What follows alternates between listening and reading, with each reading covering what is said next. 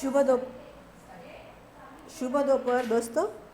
देखिए, पिछले पीरियड में हमने बसंती हवा ये जो कविता है उस कविता की शुरुआत की हुई थी। इस कविता में हमने देखा था कि ये जो हवा है मतलब बसंत ऋतु में बहने वाली ये जो हवा है ये किस प्रकार की हवा है। तो देखिए यहाँ पर वो कैसी है, अनोखी है, यानी सबसे अलग है। बावली मतलब बहुत सीधी सादी है। मस्त मौला मतलब जो बात जब मन में आती है तब वो करती है, किसी से बिल्कुल नहीं डरती।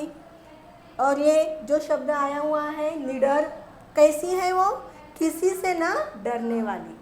और मुसाफिर है, मुसाफिर मतलब यात्री जो एक जगह से दूसरी जगह हमेशा जाता आता रहता है, उसको कहते हैं मुसाफिर। तो इस प्रकार से ये जो हवा है यह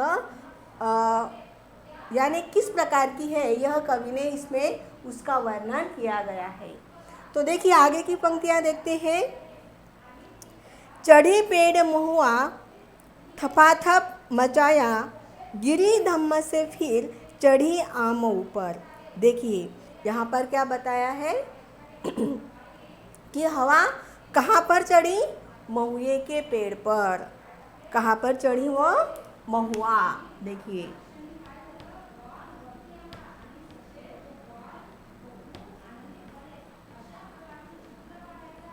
महुआ का पेड़ बच्चों, देखिए ये बड़ा सा पेड़ रहता है। हाँ, इस पेड़ को भी यानी मार्च अप्रैल यानी गर्मी के मौसम में जो है लाल रंग के फूल लगते हैं। हाँ, लाल रंग के फूल लगते हैं और इसके जब फूल होते हैं वो पीले कलर के होते हैं और फल लाल कलर के होते हैं। इसीलिए ये फल कैसे दिखाई ये पेड़ कैसे दिखाई दे रहा है, ये लाल लाल पेड़ हमें दिखाई दे रहा है। ये महुए का पेड़ है और इसके जो फूल है पीले रंग के होते हैं। ये सर्दी में दवा के लिए भी उपयोग में यानी उसका उपयोग किया जाता है। चढ़ी पेड़ महुआ थपाथप मचाया, यानी हवा कहाँ पर चढ़ी है, महुए के पेड़ पर चढ़ी है और वहाँ पर क्या किया उसने, थपाथप मचाया मतलब उस पेड़ को जोर जोर से हिलाया। गिरी धम्म से फिर चढ़ी आम ऊपर। देखिए और फिर बाद में क्या हुआ कि वह धम्म से महुए के पेड़ से नीचे उतरी है और अभी कौन से पेड़ पर जाकर चढ़ी है, चढ़ी आम ऊपर। और अभी जो हवा है वह आम के ऊपर जाकर चढ़ी है। उसे भी झकोरा मतलब उसे भी उसने बहुत जोर जोर से हिलाया, कभी इधर से कभी उधर से। किया कान में को उतर कर भागी मैं।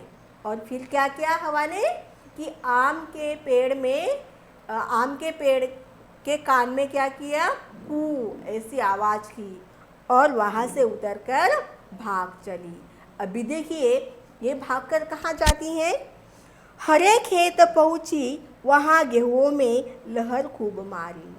और अब वह आम के पेड़ से उतरकर कहाँ पहुँची है, हरे हरे खेत में पहुँची है। जहाँ कौन सी फसल है, गेहूं की फसल है। तो ऐसे गेहूं के खेत में यह हवा जाकर पहुँची है और वहाँ भी उसने खूब लहर मारी। लहर मारी मतलब खूब वहाँ पर वह इधर से उधर से बहुत ही खेली, बहुत समय तक खेली। हवा हूँ हवा में बसंती हवा हूँ। और इस प्रकार की कौन सी हवा है, ये बसंती हवा है। आया ना समझ में, बहुत सीधा सरल इस कविता का अर्थ है। आगे की पंक्तियाँ देखते हैं। पहर दो पहर क्या अनेकों पहर तक इसी में रही। और ये जो हवा है अनेक पहरों तक, पहर बच्चों देखिए जैसे सुबह का समय होता है, दोपहर का समय होता है, शाम का समय होता है, रात्रि का समय होता है ना। तो ये जो समय होता है इस समय को ही पहर कहा जाता है।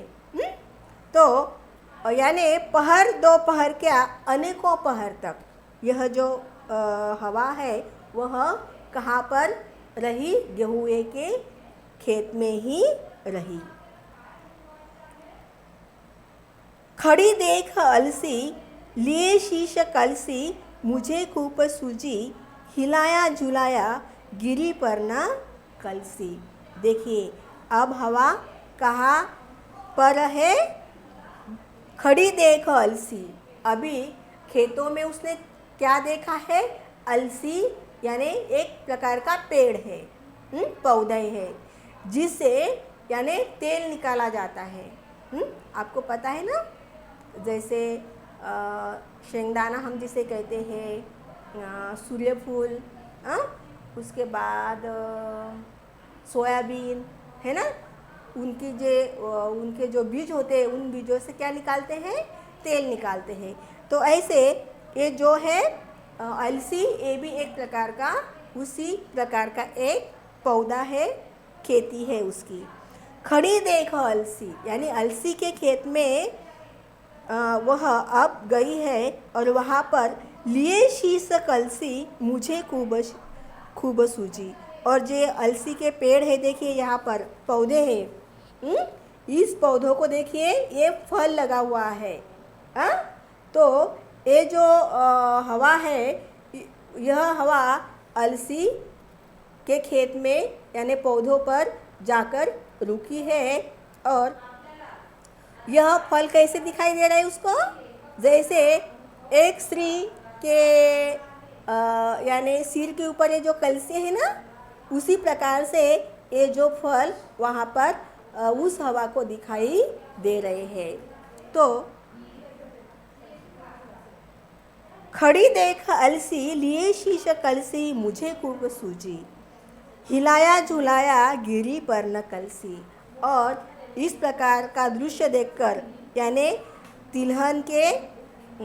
अलसी के खेत में जैसे मानो उसको लग रहा है कि ये जो है यानी ये फल लगे हुए हैं, ऐसे लग रहा है उसको कि ये कलसी के जैसे है।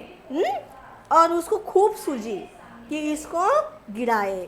फिर उसने क्या किया कि उसको हिलाया झुलाया, अपने हवा से उसने अलसी को बहुत हिलाया झुलाया, पर उसके सिर से वह नहीं गिरी, यानी उसके जो बीज है वह उसके सिर से नहीं गिरे।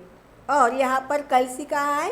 तो देखिए यानी यहाँ इसको भी कहा है उन्होंने कि ये जो स्त्री है, स्त्री के ऊपर ये पानी का जो बर्तन है मतलब कलसी, इसको भी उसने क्या किया? बहुत हिलाया झुलाया, लेकिन पानी से भरा ये जो बर्तन है वह उसकी हवा से नहीं गिरा। गिरी पर न कलसी इसी हार को पा हिलाई न सरसों झुलाई न सरसों हवा हो हवा में बसंती हवा हो। और देखिए इस हवा ने क्या किया है? अलसी के खेत में गई और वहाँ पर एक जो स्त्री है उसके सिर पर भी एक कलसी है, उसको भी हिलाया झुलाया, लेकिन दोनों भी नहीं गिरे। दोनों भी नीचे नहीं गिरे। इसीलिए उसने क्या किया? अब वो हार गई, उसने अपनी हार मान ली है। और हिलाई न सरसों झुलाई न सरसों, सरसों मतलब जो राई होती है ना, मम्मी जो सब्जी में डालती है, जीरा राई, सब्जी बनाते समय क्या कहते हम फोड़ने देते हैं ना, ऐसा मम्मी देती है ना, बघारते हैं ना। हाँ, तो ये खेती है उसकी, ये पौधे हैं इसके, ये देखिए पीले पीले फूल यहाँ पर आए हुए हैं। तो हिलाई न सरसों झुलाई न सरसों, और ये सरसों के जो पौधे हैं इन पौधों को हवा ने नहीं हिलाया और झुलाया भी नहीं। क्यों? क्योंकि उसने अब हार मानी हुई थी। हवा हूँ हवा में बसंती हवा हो, और इस प्रकार से मैं कौन हूँ? बसंती हवा हूँ। इस प्रकार से बच्चों कवि ने बसंत ऋतु में बहने वाली हवा किस प्रकार की अटखेलियाँ करती हुई बहती है, इसका सुंदर वर्णन इस कविता में किया हुआ है, जो अब हमने देखा। अभी आते हैं हम प्रश्न उत्तर की ओर।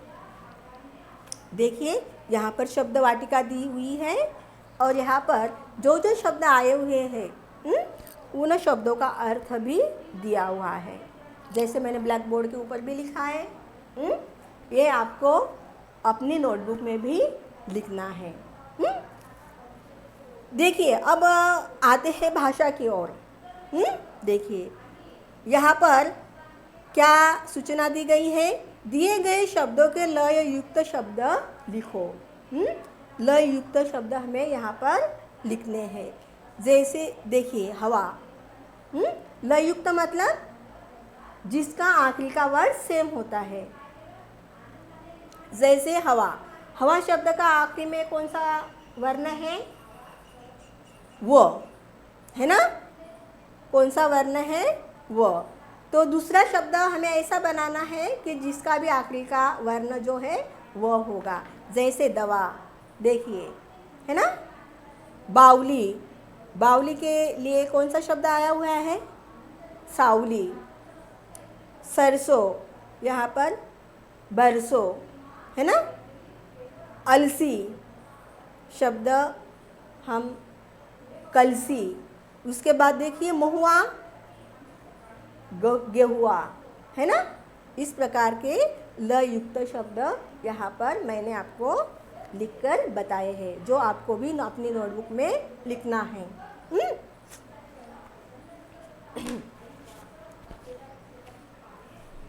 अभी देखिए खोजबीन दिया हुआ है।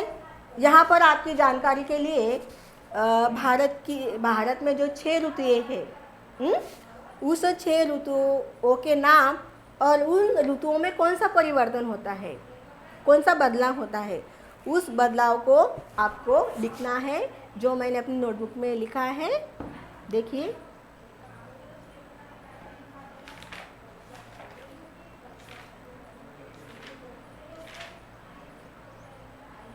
देखिए ये मैंने अपनी नोटबुक में लिखा हुआ है, ऋतुओं के नाम और उनके परिवर्तन की जानकारी। एक एक ऋतु का नाम लिखकर उसमें कौन से चेंजेस होते हैं, उन चेंजेस के बारे में मैंने यहाँ पर लिखा हुआ है। अच्छे से देखो और इसी प्रकार से आपको भी अपनी नोटबुक में लिखना है। उसके बाद रिक्त स्थानों की पूर्ति करो, ये आपको होमवर्क है। ये आपको होमवर्क है। तो बच्चों आज के लिए इतना ही, उर्वरित जो है हम नेक्स्ट पीरियड में देखेंगे। धन्यवाद।